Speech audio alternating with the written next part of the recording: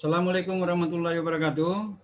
Bapak dan Ibu yang saya hormati, session kedua pelaksanaan perkuliahan ini tentunya mudah-mudahan kita senantiasa dalam lindungan Allah Subhanahu wa taala dan tetap mendapatkan pahala dalam konteks melaksanakan tugas dan amanah yang disematkan kepada kita sebagai khalifah Allah. Oke, Bapak dan Ibu yang saya hormati, saya lanjutin tadi bahwa dalam gagasan bernegara di dalam hal bagaimana melihat dan mengkaji persoalan separation of power dalam konteks ini hanya sebenarnya istilah yang diberikan oleh para pemikir kita. Ada yang dikatakan separation of power, ada teori persoalan division of power, ada distribution of power. Kalau di Indonesia juga mengimplementasikan konsep itu. Salah satu contoh bahwa dalam konsep bernegara, khususnya konsep negara hukum kita, ini sebenarnya diawali oleh persoalan bagaimana menganut sistem pemisahan kekuasaan. Tentunya norma konsep bernegara secara hukum dan demokratis diperkenalkan oleh Daisy. Tulisannya di C, Pak ya. Albert Vienna Daisy, di C. Ya. Terus yang kedua adalah Philip Wade. Philip Wade dalam konteks ini selalu memperkenalkan bahwa dalam konteks peristilahan dalam hal memahami bagaimana restart dan rule of law dalam konteks cabang kekuasaan itu semuanya arahnya dan tujuannya sama. Baik secara fungsional dipahami bahwa separation of power dalam konteks ini pemisahan kekuasaan negara dalam 3 cabang besar, atau dalam Indonesia selalu kita katakan trilogi cabang kekuasaan negara. Dalam hal ini yang kita pahami implementasi dalam kenegaraan kita pada zaman sekarang menghadapi konsep bagaimana negara-negara modern yang ada, maka diperkenalkanlah oleh Philip Maho dan Arthur Mas, ya. Yang dulu kita kenal bahwa ada executive the power, ada legislative the power, dan ada judikatif the power. Teori yang mendasari persoalan bagaimana implementasi cabang-cabang kekuasaan itu diperkenalkan lebih jauh dalam konsep modern oleh Philip Maho. Philip Maho mengedepankan bahwa dalam konteks independensi kelembagaan negara, itu selalu kita katakan adalah state independent agency, ya, state independent agency. Dalam konteks ini lembaga negara merupakan tools, alat oleh pemerintah untuk mencapai dan merespon kebutuhan kenegaraan kita. Tapi state independent agency ini adalah merupakan dalam hal penjabaran state auxiliary body, ya.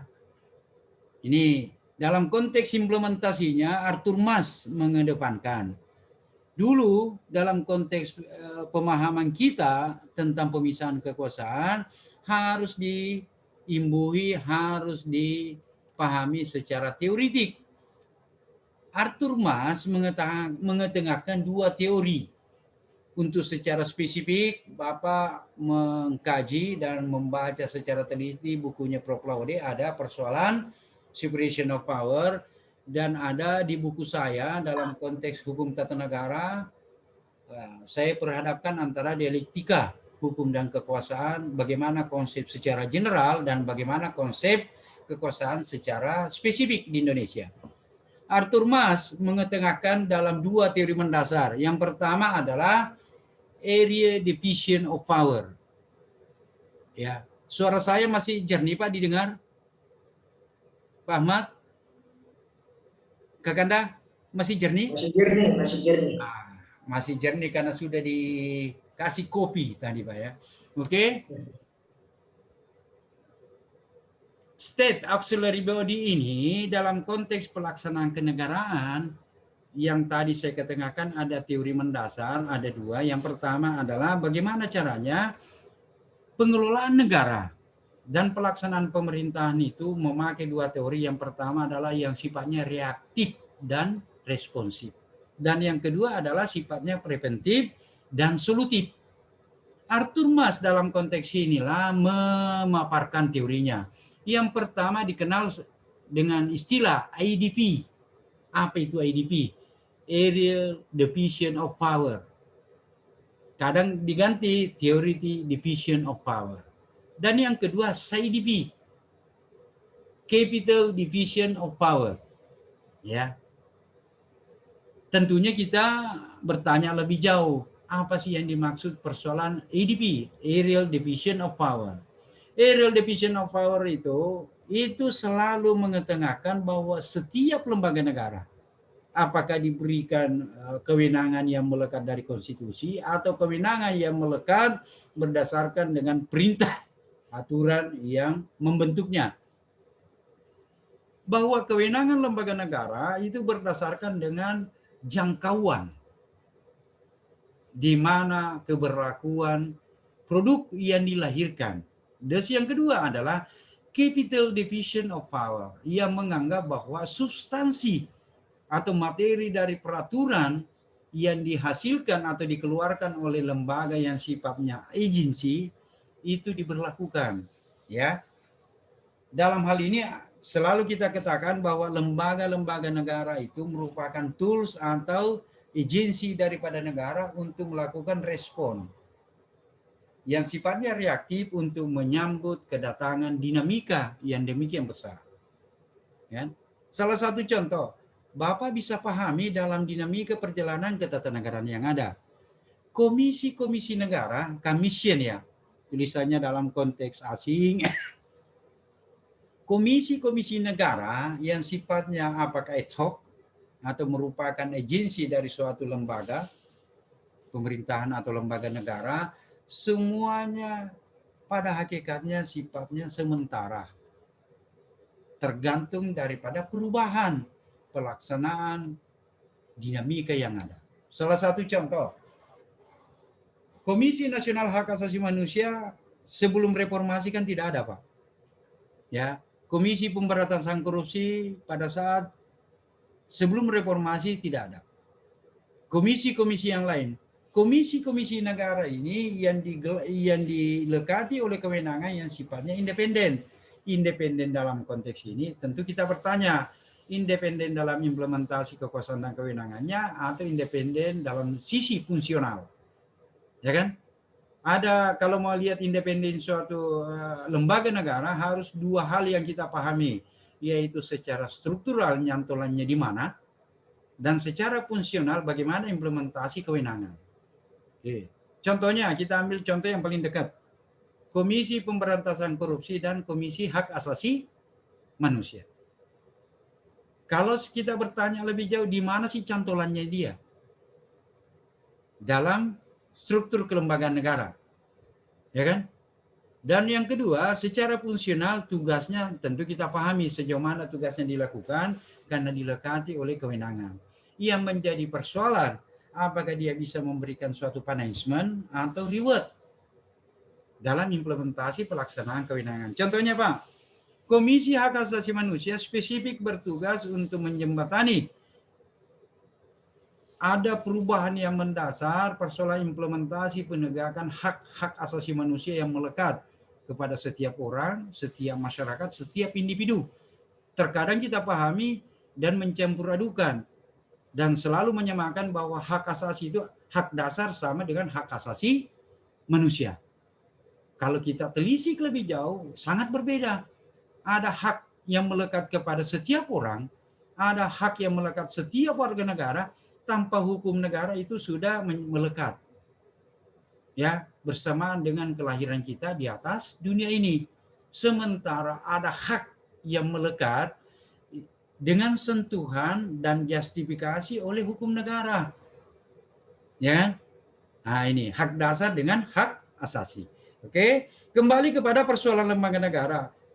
Kewenangan yang melekat di Komisi Nasional Hak Asasi Manusia mempunyai tugas untuk bagaimana mengimplementasikan dan mensosialisasikan bahwa setiap warga negara mempunyai hak konstitusional di bidang hak asasi manusia. Tentunya kewenangan yang melekat ini diberikan oleh regulasi yang membentuk tentang kehadiran Komisi Nasional Hak Asasi Manusia. Dalam implementasi kekuasaan dan kewenangannya itulah yang dipertanyakan. sejauh mana penyelesaian tugas dan kewenangan hak asasi manusia itu bisa diimplementasikan dalam kehidupan bermasyarakat. Yang paling dekat, contoh yang paling dekat, ini karena kita kajian ilmiah, ada benturan antara temuan Komisi Nasional Hak Asasi Manusia dengan tim pencari fakta. Adanya benturan antara korban matinya 6 orang Laskar FPI dengan aparat keamanan. Komnas HAM memberikan rekomendasi bahwa ini adalah pelanggaran HAM biasa. Sementara tim pencari fakta menyajikan bahwa ini pelanggaran HAM berat. Kita masuk kepada siapa yang berwenang mengeluarkan rekomendasi itu. Ya kan? Terus bagaimana jalan keluarnya?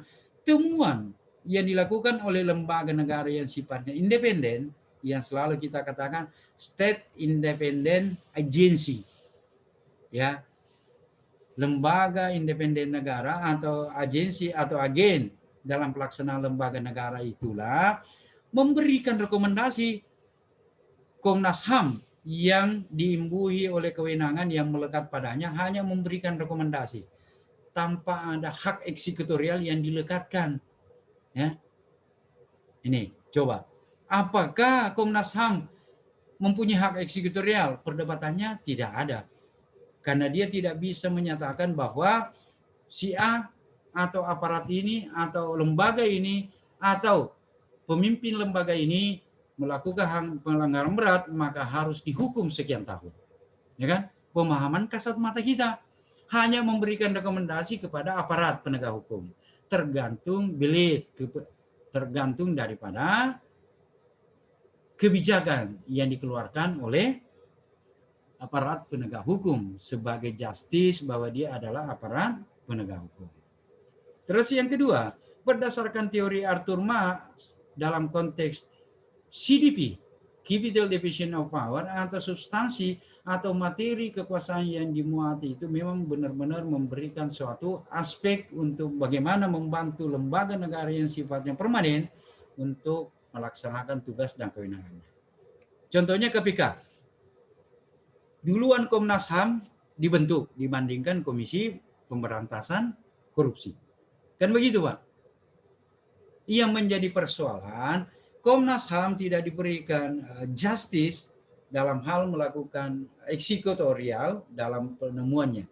Sementara KPK sebagai sama-sama lembaga independen atau state independency agency, masing-masing diberikan kekuasaan untuk melakukan eksekutorial. Itulah yang dikatakan bahwa kekuasaan kehakiman itu bukan hanya terbatas di 24C. 24 Pasal 24 konstitusi kita hanya mengatakan 3 lembaga pemegang kekuasaan kehakiman. KPK sendiri punya lembaga yang sifatnya judiciary. Inilah yang menjadi pemikiran kepada Bapak dan Ibu supaya dalam pembahasan bagaimana implementasi konsep negara hukum akhirnya nanti ketemu negara hukum yang demokratis. Kalau demokratis tentu kita ujung-ujungnya adalah persoalan bagaimana kedaulatan itu berporos kepada kaum marginal. Bagaimana kedaulatan itu berporos kepada warga negara, bukan berporos kepada elitis. Itulah dalam konteks bernegara bahwa dalam konsep negara hukum yang demokratis tentunya memperhitungkan aspek partisipatif. Sejauh mana keterlibatan warga negara sejauh mana keterlibatan setiap rakyat dalam pengambilan kebijakan negara. Inilah yang menjadi kajian kepada Bapak dan Ibu pada saat-saat tertentu untuk memahami bagaimana implementasi konsep yang diterapkan oleh pemerintah. Salah satu contoh, dalam kajian sekarang yang lagi trending ya, ini contoh yang paling dekat ya. Dalam konsep implementasi hukum yang ada, memahami kondisi ketatanegaraan dalam hal kasus Partai Demokrat. Ini salah satu contoh. Kita membedai itu karena kita bukan kader Partai Demokrat. Kalau teman-teman lain ada kader ya terserah. Saya waktu itu ditanya waktu diskusi, apa sih menjadi solusi dalam hal penyelesaian itu? Saya bilang solusinya hanya 2, yaitu penyelesaian secara politis dan penyelesaian secara hukum. Di tengah-tengahnya berdirilah bagaimana mindset daripada pemegang kekuasaan dan kewenangan mengenai penyelesaian itu. Tentunya lari pemikiran kita kepada bagaimana tindakan yang dilakukan oleh Kementerian Hukum dan HAM.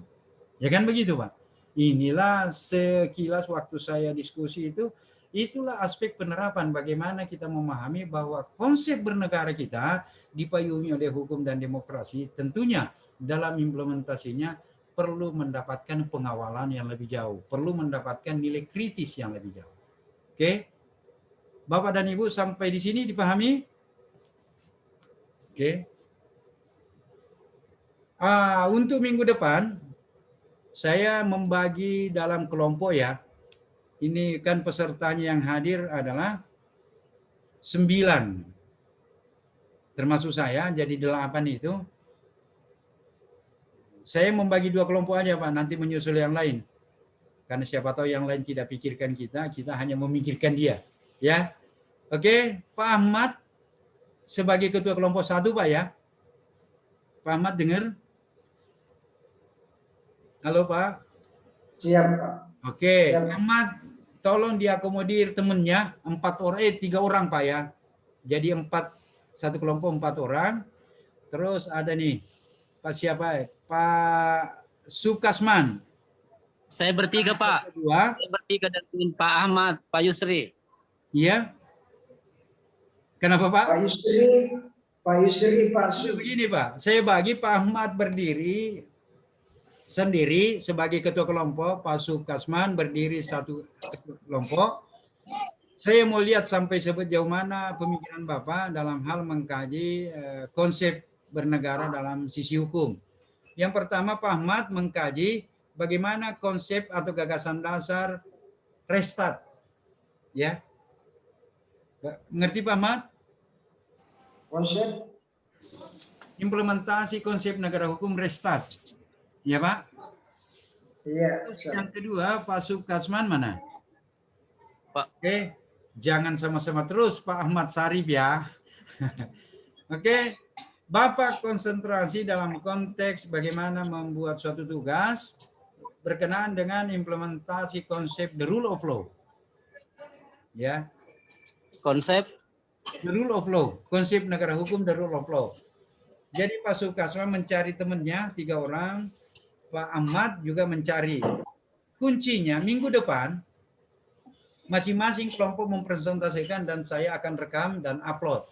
Terserah Bapak mau melihat konsekuensinya ya. Apakah Bapak memahami secara jelas silakan ya. Ada terserah Bapak mau referensinya yang mana, tapi tentunya banyak membaca buku lebih bagus. Oke, dipahami Pak Ahmad? Yep. Jadi anggota kelompoknya silakan di-share kepada saya ya, di WA saya. Begitu juga Pak Sukasman. Pak Yusri pasti bergabung dengan Pak Ahmad Sapri kali ya. 3 orang Pak, 3 orang Prof. 4 orang 1 kelompok, termasuk ketua. Jadi Pak Sukasman mencari 3 orang. Pak Ahmad Sapri mencari 3 orang. Ini. Oke, dipahami Pak? Oke Prof. Oke, terima kasih untuk Bapak dan Ibu. Karena ini juga persoalannya waktu. Mudah-mudahan ke depan kita bisa sama-sama dalam hal bagaimana melanjutkan proses perkuliahan. Tentunya semua yang kita lakukan sebagai pengejawantahan tugas dan kehalifan kita sebagai maujud dalam kehidupan duniawi ini. Tentunya rasa syukur harus kita panjatkan kehadirat Allah Subhanahu wa taala karena atas nikmatnya, nikmat kesehatan, nikmat waktu maupun nikmat dalam bersilaturahmi diberikan kepada kita sehingga bisa terimplementasi pada hari ini. Marilah kita menutup secara bersama pertemuan ini dengan membaca hamdalah. Terima kasih. Alhamdulillah. Saya akhiri. Wassalamualaikum warahmatullahi wabarakatuh. Waalaikumsalam.